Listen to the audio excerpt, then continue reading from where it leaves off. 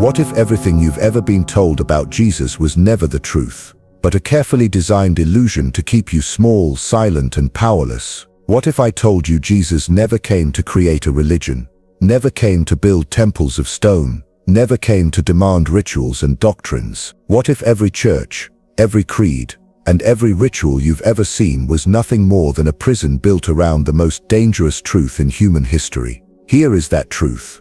You carry the same divine spark that burned within him, the same eternal flame that empires, rulers, and systems of control have spent over 2,000 years trying to smother. Jesus was not sent to be worshipped as an idol. He came to awaken what has always been sleeping inside you, to remind you of who you truly are and what you are capable of. His mission was never about building walls of religion, but about tearing down the illusions that blind humanity from its own divine nature. But if that's true, then we must ask, what was his real message? Why has it been buried, twisted, and manipulated for centuries? My name is Ian Walker. For the past 12 years, I've dedicated my life to decoding the hidden teachings that were stripped away, the revelations buried beneath layers of fear and control, and I've come to share with you something that may transform your entire perception of life itself. Some of you will resist this. Some of you will click away because your soul isn't ready to carry this level of truth. But if you've felt that deep stirring inside, that ancient pull towards something greater, then stay, because this is not just another video. It is your initiation into the real gospel, the one they never wanted you to hear. In the next minutes, I will reveal the 3 secret codes Jesus left behind to awaken your dormant divine nature. I'll uncover why Rome didn't destroy Christianity, but instead chose to corrupt it from the inside out. And most importantly, I'll show you why you are here, watching this, right now, not by accident, but by calling. This is the beginning of your awakening. If something in you is stirring as you hear these words, if your heart is beating faster, I want you to write in the comments, I am ready, because once you declare it, the activation begins. 3 years ago, I was sitting in a church pew on an ordinary Sunday morning, listening to yet another sermon about sin, guilt, and salvation. The preacher's voice echoed through the sanctuary, heavy with authority, declaring that humanity was fallen, broken, and in desperate need of saving. He told us, as pastors often do, that without the church, without the rituals, without the proper confessions, we were hopelessly lost. But as I sat there, looking at the faces around me, faces full of quiet desperation, people yearning to feel worthy of God's love, something inside me shifted. It wasn't anger, it wasn't rebellion, it was more like a sudden recognition, a flash of inner clarity that pierced the fog of tradition. In the midst of the sermon, I heard a whisper, not from the pulpit, but from deep within my soul. What if you're not broken? What if you never were? That whisper shook me more than any sermon ever had. I realized that I had spent years being told I was unworthy, flawed, and in need of rescue. Yet in that moment, it felt like something ancient inside me was rising to the surface, something that had been waiting all along for me to notice. That night, I went home with a restless fire in my heart. I pulled my Bible from the shelf, not to read Paul's interpretations, not to revisit the doctrines drilled into me since childhood, but to search for the actual words of Jesus himself. I wanted to hear his voice, unfiltered, direct, and what I found forever altered the course of my life. The kingdom of heaven is within you. Luke 17:21, you are the light of the world. Matthew 5:14, before Abraham was I am. John 8:58. I had read these verses before, but this time they struck me differently. They weren't abstract poetry, and they weren't meant to be memorized like empty slogans. No, these were codes, living codes, keys designed to awaken something dormant within the human spirit. It dawned on me, Jesus wasn't just speaking to a small circle of disciples 2,000 years ago. He was speaking across time, directly to you and me. His words weren't instructions to worship him. They were reminders of our own divine identity. This realization both inspired me and broke my heart. Because if Jesus came to awaken the flame of divinity inside every person, if his real message was that each of us is a child of the Most High, then why had Christianity become a religion that made us feel small, guilty, and separate from God? Why had the message of empowerment been replaced with doctrines of dependency? As I wrestled with this question, I couldn't escape the irony. The very teachings that should have liberated us had been turned into chains. Instead of telling people they carried the spark of God within, the church built systems of control, teaching that salvation could only be mediated by priests, sacraments, and rituals. Instead of awakening humanity, the message was buried under fear. I realized something devastating. What was once a living fire had been turned into an institution of control. What was once liberation had become captivity. But this revelation did not leave me hopeless. It ignited a mission. Because once you see it, you cannot unsee it. Once you taste the truth, you cannot return to the lie. Jesus never came to build a religion. He came to spark a revolution of the soul. He came to remind us that the same divine essence that animated him is alive within us. This discovery was not just intellectual, it felt like my entire being was vibrating with the truth of it. I could feel something awakening inside me, as though these scriptures were not ancient history, but living frequencies, carrying codes designed to activate our dormant nature. And yet, the question lingered, haunting me. If this was the real message of Jesus, then how did we end up here with a faith that often leaves people feeling condemned rather than free, fearful rather than empowered, broken rather than whole? The answer to that question is not simple. It is a story of power, politics, and empire. A story of how the real Jesus was buried under layers of dogma, manipulation, and control. It is a story of how the Roman Empire hijacked a spiritual movement and turned it into a mechanism of domination. But before I take you there, before we step into the shadows of history and uncover the forces that reshaped Jesus' message, I need you to sit with this truth. You were never broken. The light you've been searching for outside of yourself has always been within you. The kingdom of heaven is not far away, not locked behind temple doors, not reserved for the chosen few. It is already here, already alive, waiting to be recognized inside your very being. This is the revelation that set me on my path. This is the spark that will carry us into the next chapter, where we uncover the mystic, not the mascot, the true Jesus, the one they buried. The year was 312 AD. Rome stood on the edge of uncertainty. Civil war had fractured the empire, and Emperor Constantine prepared for a decisive battle that would determine the destiny of his reign, and in many ways the destiny of Western civilization itself. On the night before the confrontation at the Milvian Bridge, Constantine claimed to have seen a vision, a cross shining in the sky, accompanied by the words, "In this sign conquer."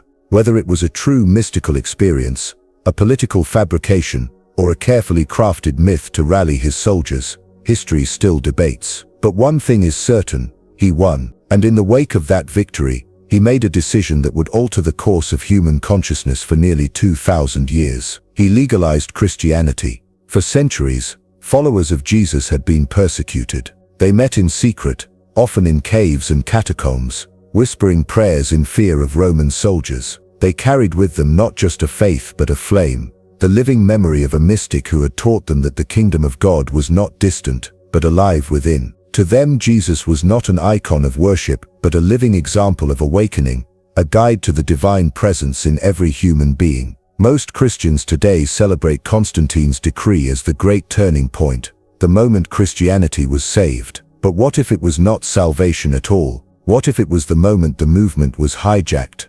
repackaged, and remade to serve the interests of empire? Because Constantine didn't simply legalize the faith, he standardized it. What had been a mystical grassroots movement spreading like wildfire among slaves, women, and the marginalized was suddenly lifted into respectability. What had been a dangerous current of awakening became an official arm of state power. And in 325 AD, at the Council of Nicaea, Constantine convened over 300 bishops to decide once and for all, what would Christianity become? Think about that for a moment. Divine revelation, debated and voted on. Sacred mysteries reduced to doctrinal bullet points. Bishops casting votes on which gospels would be considered sacred scripture, which would be silenced, and what official doctrines would define the faith for centuries to come. And here is what they didn't tell you in Sunday school. There were many gospels in circulation, not just Matthew, Mark, Luke, and John. There was the Gospel of Thomas, the Gospel of Mary Magdalene, the Gospel of Philip, and countless others, texts that carried the esoteric teachings of Jesus, the inner mysteries, the codes for awakening. The Gospel of Thomas, for example, records Jesus saying, "If you bring forth what is within you, what you bring forth will save you. If you do not bring forth what is within you, what you do not bring forth will destroy you." That is not about waiting for salvation from the outside. It is not about passively accepting a savior. It is about bringing forth the Christ consciousness within yourself, awakening the divine fire already present in your being. But such teachings were dangerous. They undermined hierarchy. They bypassed the need for priests, institutions, and political power. They whispered of direct access to the divine, of a kingdom of heaven available here and now as a state of consciousness, not merely as a distant paradise after death. So what happened? These gospels were declared heretical. They were outlawed, burned, hidden away, or buried in the desert sands. For over 1,600 years, many of them were thought lost, until some resurfaced in discoveries like the Nag Hammadi texts in the 20th century. Why were they erased? Because Rome did not fear the man Jesus. They feared what would happen if every human being discovered the same power within themselves. They feared a society of awakened beings who could not be manipulated by fear, guilt, or empire. So they created a religion about Jesus instead of the religion of Jesus. The mystic who had taught that the kingdom was within was turned into a distant figure to be worshipped. The invitation to awakening was replaced with rituals of dependency. Inner transformation was exchanged for external conformity. The empowering words, "You are the light of the world," were overshadowed by the doctrine that you are a sinner in desperate need of salvation through the church. A revolution became an institution. A flame became a throne. But here is the secret Rome could never fully bury. The real teaching did not die. It went underground. It lived in whispers, in hidden communities, in mystics and seekers who carried the flame forward through centuries of darkness. The lineage of awakening never disappeared. It simply disguised itself, waiting for hearts brave enough to rediscover it. And if you are still here, still reading these words, it is not by accident. It is because something in you recognizes the truth. It is because you are part of that hidden lineage, the chain of souls who have carried the spark through generations. The fact that these words stir you is proof that the flame is alive within you. But I must warn you, this path is not comfortable. It will shake foundations. For some it will feel like heresy, because it threatens the very systems upon which identity has been built. And that discomfort is the sign that we are touching something real. Truth has always been dangerous to systems of control. Truth has always burned away illusions. If what you're feeling right now is resistance, fear, anger, confusion, ask yourself this: is it because these words are false, or is it because they are threatening a structure that was never the truth to begin with? I am not here to destroy your faith. I am here to ignite it, because only what is real can survive the fire. What is false will crumble, but what is eternal will stand brighter than ever. And so we arrive at the threshold, because hidden within the teachings that survived Rome's takeover are codes, 3 secret transmissions left behind by Jesus himself. Codes not erased, but veiled. Codes that still carry the power to awaken what has always been within you. These codes are not theory, they are activation. And once we uncover them, you will understand why you were drawn here, why you are reading these words now, and why the time for remembering has come. This is where the story turns inward. The history of empire leads us back to the mystery of the soul, and it is here that your awakening begins. Now let me give you the codes. In all the chaos of councils, translations, and centuries of institutional control, most of the original fire was scattered like ashes in the wind. But some embers could never be extinguished. Woven so deeply into the words of Jesus, 3 living currents of truth survived. These were not verses to memorize or doctrines to argue about. They were hidden technologies of consciousness, designed to endure every attempt at corruption, waiting to awaken the moment a soul was ready to hear them. The first is hidden in those mysterious words, "Before Abraham was, I am." For centuries people were told this was Jesus claiming exclusive divinity. But if you listen closely, you'll hear something much deeper. He was not pointing only to himself. He was pointing to the eternal presence that exists before time, the ground of being that beats your heart even now. The phrase "I am" is not just a title. It is the primal vibration of existence itself. It is the sound creation makes when it recognizes its own source. Every time you speak I am, whether consciously or unconsciously, you are invoking that same eternal presence. Most of the time we attach small limiting words after it. I am broken. I am weak. I am unworthy. And so we unknowingly chain ourselves with the very power meant to set us free. But when Jesus spoke I am, he was showing us the way back to the original fire, reminding us that this divine name is also your name. The second code appears in one of his most dangerous statements. The kingdom of heaven is within you. Think of how radical that was. Every religion around him insisted that God dwelled somewhere else, above the clouds, in the temple, in sacred rituals controlled by priests. But Jesus turned the temple inside out. He told farmers, fishermen, beggars, and women that the very place they had been taught to search for all their lives was already alive in their own hearts. He shattered the illusion of distance between humanity and the divine. He wasn't speaking in metaphor. He was pointing to a literal state of consciousness, an inner realm accessible in every moment. Mystics across cultures gave it many names: nirvana, enlightenment, Christ consciousness, but all pointed to the same realization. It is the direct knowing that you are not separate, that you are already at home in the presence of the eternal. When he said the kingdom is within you, he was not asking you to believe in a doctrine. He was inviting you to look inward, to discover the living portal of divine reality in the stillness of your own being. And then there is the third code, a promise almost too vast to believe. Truly, truly, I say to you, whoever believes in me will also do the works that I do, and greater works than these will he do. Stop and let those words expand in you. Greater works, not equal, not lesser, but greater. Religion has done everything it can to make these words symbolic, to soften them into safe territory. But what if he meant exactly what he said? What if the miracles he performed, healing the sick, multiplying what was scarce, transcending physical limitations, were never meant to be seen as unattainable exceptions, but as previews of human potential? What if he was showing us what is possible when consciousness is fully awake? He was not presenting himself as the end of evolution, but as its living demonstration. The flame he embodied was not unique to him. It was the same eternal spark that burns in you, waiting for remembrance. These three codes together form a map. I am is the recognition of your divine essence. The kingdom is within is the discovery of its location, and greater works will you do is the promise of its expression in the world. Taken seriously, they dismantle every system built to keep you small. They expose the lie of separation. They reveal that you were never a beggar at the gates of heaven. You were always its living doorway. Close your eyes for a moment. Place your hand on your chest and feel the rhythm beneath your palm. That pulse is not just a mechanical beat of muscle and blood. It is the same rhythm that spoke galaxies into existence. When you breathe into that space and let the thought arise, I am, you are aligning with the very source Jesus pointed toward. When you rest in that awareness and sense the quiet kingdom within, you are standing where prophets and mystics have always stood.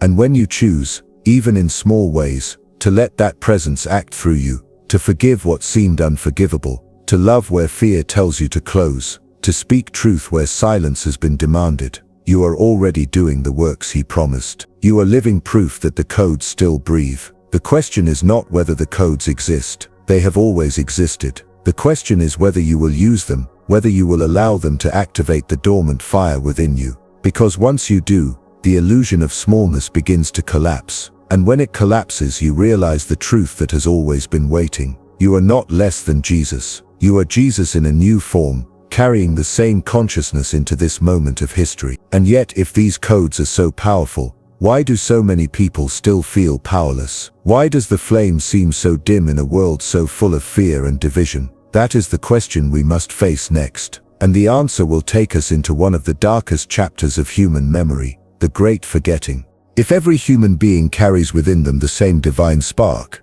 if the kingdom of heaven truly resides in each of us, then why does the world look the way it does? Why do so many people walk through life burdened by fear, shame, and separation? Why does humanity feel powerless, small, and fractured when the truth of our essence is infinite and whole? The answer is as simple as it is devastating. There has been a great forgetting. This forgetting did not begin with Constantine. It did not begin with church councils or with priests claiming authority over the sacred. Its roots stretch far deeper, back to the very moment consciousness first descended into matter, when the eternal spirit clothed itself in physical form and in doing so, encountered the illusion of separation. The infinite, once limitless, stepped into limitation for the sake of experience. The one became many. The timeless entered time. And with that descent came the veil, the sense that we are isolated, fragile, and disconnected from the source that gave us life. Every baby is born luminous. Look into the eyes of a newborn, and you will see it.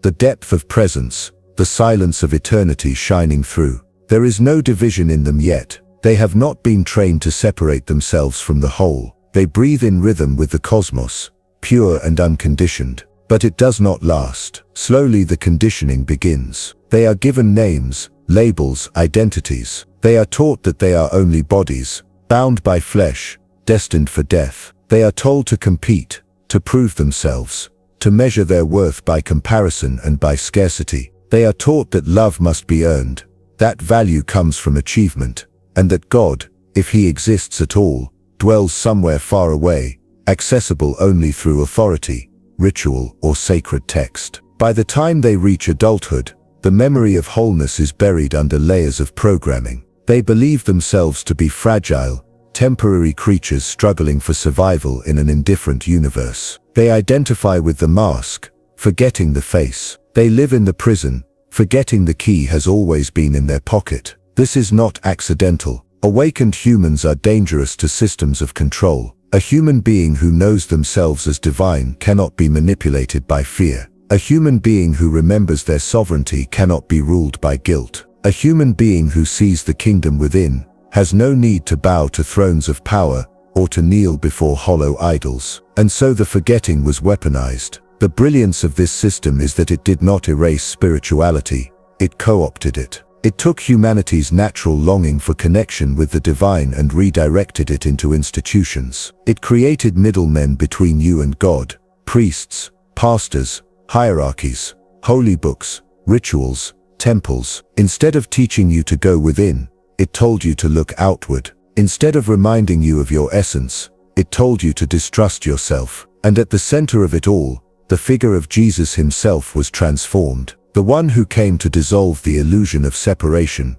was remade into the great separator. His invitation, "Follow me into remembrance," was rewritten as, "You can only reach God through me." His call to become what he became was recast as dependence on his sacrifice. Salvation was no longer a transformation of consciousness. It was reduced to a transaction, something to be purchased through belief, obedience, and ritual. The tragedy is not merely that they stole your power. The deeper tragedy is that they convinced you to surrender it willingly. They taught you to deny your own divinity, to shrink into smallness, to believe yourself broken. Every time you say, "I'm just human," you cut yourself off from the infinite. Every time you whisper, "I could never do that," you place chains around your own potential. Every time you search for God outside of yourself, you reinforce the lie of separation. And so the forgetting becomes complete, not by force, but by consent. But here is what no empire,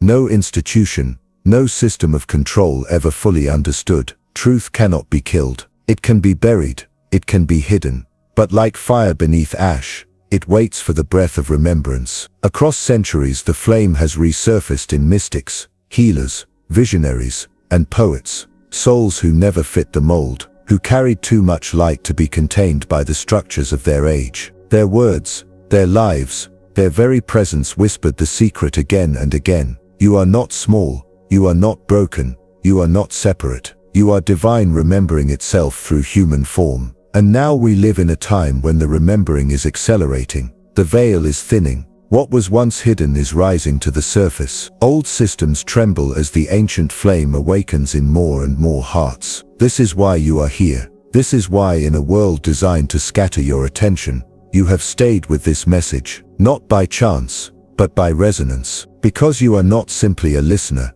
you are one of the flame carriers. You came into this world not only to remember for yourself, but to help others remember. You carry a seed of awakening within you, and the very act of recognizing these words is proof that the seed is beginning to bloom. The great forgetting is not the end of the story. It is the setup for the great awakening. And in this moment of history, you are standing at the threshold where the tide begins to turn.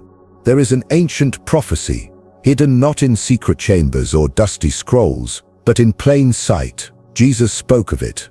Mystics throughout history have pointed toward it, and now, in our time, it is unfolding before our very eyes. In the last days, I will pour out my spirit on all flesh. Your sons and daughters will prophesy. Your young men will see visions. Your old men will dream dreams. Acts 2:17. This was never meant to signal the destruction of the world. It was not about fire raining from the sky or oceans swallowing the earth. It was about the end of the world as we know it, the end of the age of separation, the beginning of the age of remembrance. Look around you. Can you feel it? People everywhere are beginning to wake up. They are questioning the narratives they were handed. They are walking away from churches that make them feel small. They are seeking truth beyond dogma, beyond institution, beyond the chains of authority. Mystical experiences are no longer reserved for prophets and saints. They are rising in ordinary people, in mothers, artists, healers, and seekers. Dreams, visions, awakenings of memory. These are not anomalies. They are the signs that the prophecy is alive. What medicine calls the placebo effect is in reality the mind remembering its power to heal. What religion labels dangerous is the soul discovering it can bypass the middlemen. People are remembering they are not just human, they are more. They always were. Even the very tools of distraction are being turned into channels of connection. Social media, designed to scatter attention, has become a net that draws together the awakening ones. For the first time in history, truth spreads faster than suppression. The flame carriers are finding each other.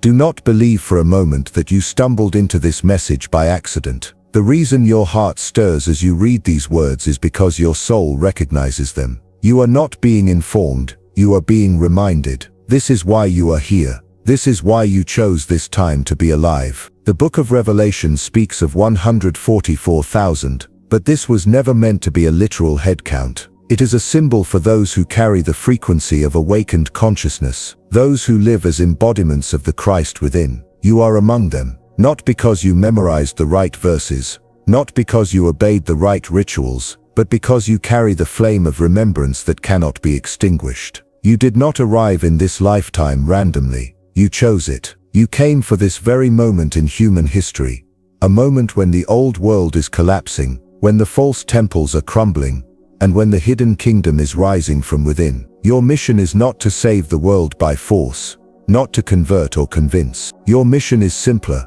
and infinitely more powerful. Remember who you are and live from that truth. When you embody your divine nature, when you walk as a conscious temple of the living God, you ignite remembrance in others. Without preaching, without convincing, your very presence becomes an activation code. Every person you touch, every soul you encounter, feels the resonance of what you carry. This is how the prophecy unfolds, not through thunder from the sky, but through millions of small awakenings sparking like wildfire across the earth. Jesus once said, "Destroy this temple, and in 3 days I will raise it up." The world thought he was speaking only of his body, but he was speaking of something far greater. He was prophesying this moment, the moment when external temples of stone and institution would fall, and when the true temple would rise again from within every awakened heart. That temple is you. You are the prophecy. You are the second coming. Not a distant savior descending from the clouds, but Christ consciousness awakening in millions simultaneously. Not a single event, but a wave of remembrance sweeping through humanity. And if you feel the stirring of that truth right now, it is because you are part of it. You are not on the outside looking in. You are the prophecy fulfilled. The age of the mystic has begun, and it lives through you. We have reached the end of this journey together, but for you this is not an ending at all. It is a beginning. The words you've heard, the truths you've felt, they were never meant to entertain you. They were meant to awaken you. Close your eyes one last time, breathe deeply, and notice what is different about you now, compared to when this journey began. Can you feel it? That stirring inside, that whisper, that flame that was always there, but has now been recognized. That is not something I gave you. That is not something that came from the outside. It is your own soul remembering itself. Repeat these words within, not as empty affirmations, but as living recognition. I am the light of the world. The kingdom of heaven is within me. I am one with the eternal source. I am that I am. Feel those words move through you. They are not poetry. They are not wishful thinking. They are the vibration of truth. They are the codes Jesus carried and left behind, not to keep hidden, but to awaken in those who are ready. This is not the end of your journey. This is your initiation. From here, the task is simple, though never easy. Live from this truth. Embody it. Let it inform your choices, your relationships, your very way of being. Let your life itself become the sermon, the revelation, the teaching. There will be moments when doubt creeps in, when the weight of the world tries to convince you that you are small, ordinary, powerless. In those moments, return to what you now know. Remember, you are not a human being struggling to touch the divine. You are divine consciousness expressing through the human form. You are not broken. You are not unworthy. You are not separate. You are whole. You are radiant. You are eternal. Every system that ever sought to control you relied on your forgetting. And now in your remembering, those systems begin to lose their power. The chains fall. The illusions fade. The flame they tried to bury has always burned too fiercely to be contained. And now it burns in you. Tend it like the most sacred of fires. Let it illuminate your path. Let it ignite others. Because you are not here only for yourself. You are here as part of something greater. You are one flame in a great constellation of light, rising now across the earth. And together these flames mark the dawning of a new age. The age of remembrance. The age of awakening. This is your final activation to walk in the world as the truth you now carry. To remember, every day, that you are the temple, you are the kingdom, you are the light, and the moment you live from that place, the prophecy is fulfilled. So chosen ones, this is the call, not a call from me, but from the deepest part of your own being. Share this flame in whatever way you are guided, through your words, your presence, your love, so that more souls can awaken. The more who rise, the stronger this wave of transformation becomes. And never forget, the universe has already confirmed that you are ready. The only question left is this: will you answer the call?